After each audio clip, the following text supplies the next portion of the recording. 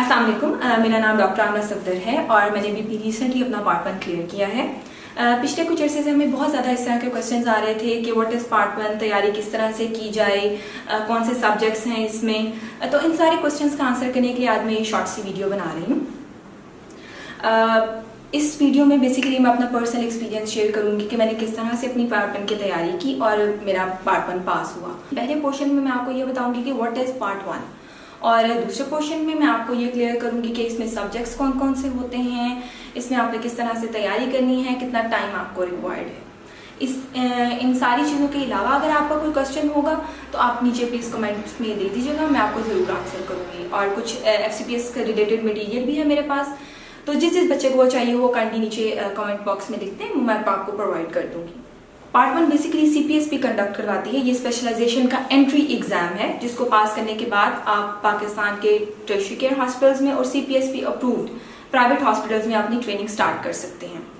Part 1 में basically 2 papers होते हैं, paper A and paper B। दोनों पेपर्स में 100 MCQs होते हैं और हर पेपर को सॉल्व करने के लिए आपके पास 2 आवर्स का टाइम होता है। पेपर A सारी स्पेशलिटीज़ का सेम होता है और पेपर B आपका स्पेशलिटी स्पेसिफिक होता है।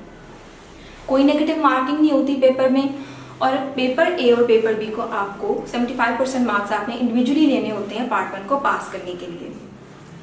एक बहुत इंपॉर्टेंट क्वेश्चन जो बच्चे पूछते हैं कि तैयारी कब स्टार्ट की जाए। आप सबकी हाउस जॉब कंप्लीट हो चुकी है तो आई विल रिकमेंड कि आप 1 से 2 हफ्ते लें, अपने आप को ओरिएंटेड करें, अपनी स्पेशलिटी चूज करें और उसके बाद आप अपनी पार्ट 1 की तरफ स्टार्ट कर दें।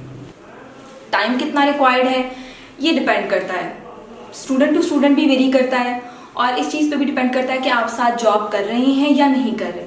फॉर एग्जांपल जैसे अगर आप पंजाब के थ्रू आपने CIP के थ्रू अप्लाई करना है तो आपको ऑब्वियसली BHU या THU रिक्वायर्ड है मार्क्स की वजह से।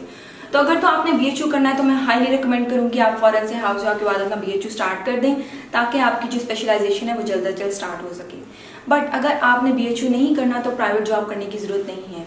इट्स बेटर कि आप पहले अपना पार्ट 1 दें और उसके बाद आप जॉब कर लें। अगर आप जॉब कर रहे हैं तो उसके साथ जो आपको टाइम रिक्वायर्ड है पार्ट 1 की तैयारी के लिए वो है 3 to 4 months और उसके अंदर मिनिमम 8 आवर्स की स्टडी डेली नीडेड होती है, ठीक है। और अगर आप घर बैठ के तैयारी कर रहे हैं तो 2 to 3 months। हाँ, अगर आप किसी स्पेशलिटी की तरफ है, फॉर एग्जाम्पल ये टाइम है आपका मेडिसिन और सर्जरी के लिए, गायनी के लिए, बट अगर आप आई की तरफ जा रहे हैं, एनेस्थीसिया की तरफ जा रहे हैं तो उसमें ऑटोमेटिकली उनकी क्योंकि एक्स्ट्रा बुक्स होती हैं तो 1 month ऑटोमेटिकली ऐड हो जाता है, ठीक है। अगर आपकी मेडिसिन की तैयारी 2 months में होती है तो आपकी ENT की तैयारी 3 to 4 months के अंदर होगी। अब हम जनरल पैटर्न डिस्कस कर लेते हैं जो मैंने फॉलो किया। सबसे पहली बात तो ये कि आप पहले अपना पसंद का एक सब्जेक्ट चूज करें। फॉर एग्जांपल मैंने फिजियोलॉजी से स्टार्ट किया और ज़्यादातर सीनियर्स पार्ट 1 की प्रेप फिजियोलॉजी से स्टार्ट करना ही रिकमेंड करते हैं क्योंकि आपके कॉन्सेप्ट्स बन जाते हैं और उसके बाद आपके लिए आगे बढ़ना आसान होता है। आपका 1 साल का ऑलमोस्ट गैप होता है स्टडी का और आपका टेम्पो बनने में भी काफ़ी टाइम लग जाता है। मैं पढ़ती इस तरह से थी कि मैं पहले कैप्लन की वीडियोस देखती थी, उसके बाद मैं चैप्टर BRS से करती थी एंड देन मैं MCQs करती थी। सब्जेक्ट वाइज MCQs के लिए इस वक्त हमारे पास 2 ऑप्शंस अवेलेबल हैं, मेडिकल एंड राबिया अली। मैंने मेडिकल की थी क्योंकि उसके साथ एक्सप्लेनेशंस अवेलेबल थी। मुझे पढ़ते हुए ये ज़्यादा मुझे ज़रूरी होता है कि अगर कोई MCQ का आंसर ठीक है तो वो ठीक क्यों है, तो मुझे इसलिए मेडिकल ने बहुत हेल्प की। मैंने मेडिकल की एप्लीकेशन से तैयारी की थी। अब बुक भी अवेलेबल है मेडिकल की जो कि बहुत इम्प्रूव्ड और बहुत अच्छी है। उसके अंदर लेटेस्ट पास पेपर्स मुझे मिले जिसने मुझे बहुत फ़ायदा दिया। जो आपकी अटैम्प्ट होती है उसके अंदर आपकी लास्ट अटैम्प्ट के बहुत ज़्यादा MCQs आते हैं। इस चीज़ का मुझे मेडिकल ने बहुत फ़ायदा दिया कि उसके अंदर काफ़ी MCQs लेटेस्ट थे। अब हम सब्जेक्ट्स डिस्कस कर लेते हैं कि किसके लिए कौन सी बुक रिकमेंडेड है। फिजियोलॉजी के लिए मार्केट में 2 बुक्स अवेलेबल हैं, BRS और कैप्लन। मैंने BRS की थी, बहुत अच्छी लिखी हुई है और बहुत कंसाइज्ड है। पैटर्न मेरा यही था, video, BRS, medical MCQs। Then आ जाएं जनरल पैथोलॉजी के ऊपर। जनरल पैथोलॉजी के लिए BRS पैथोलॉजी के फर्स्ट 8 चैप्टर्स और फर्स्ट 8 के अंदर इसके 3 चैप्टर्स हैं जनरल पैथोलॉजी के, इम्यूनोलॉजी, नियोप्लेजिया और जनरल पैथोलॉजी के नाम से ही एक चैप्टर है, वो आपने ज़रूर करना है। स्पेशल पैथोलॉजी फर्स्ट एड में बहुत अच्छी लिखी हुई है, बहुत कंसाइज्ड है और अनटिल अनलेस आप पैथोलॉजी में अपना पार्ट 1 दे रहे हैं, बाकी सब स्पेशलिटी के लिए first aid is more than enough. Anatomy की अब बात कर लेते हैं। एनाटॉमी मैंने मिनी स्नेल से की थी। अगर तो आपके कॉन्सेप्ट्स अच्छे हैं तो आप मिनी स्नेल और नेटर को साथ रख के अपनी एनाटॉमी की तैयारी कर सकते हैं। बट मैंने इस तरह से किया था कि पहले मैं एप्लान की वीडियोस देखती थी, देन मिनी स्नेल करती थी एंड देन मेडिकल एमसीक्यूज करती थी। न्यूरोएनाटमी के लिए कैप्लान न्यूरोएनाटमी मोर देन इनफ है और बहुत अच्छी लिखी हुई है।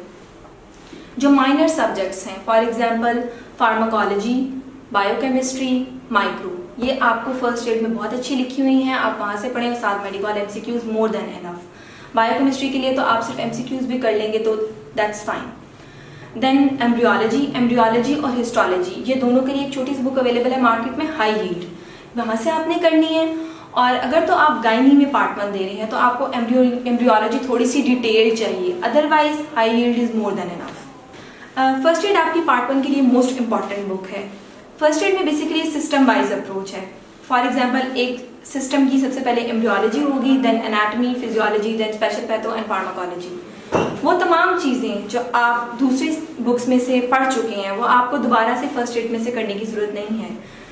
इट मीन्स कि आपने जो मेन फोकस रखना है सिस्टम में से फर्स्ट एड में वो है स्पेशल पैथोलॉजी।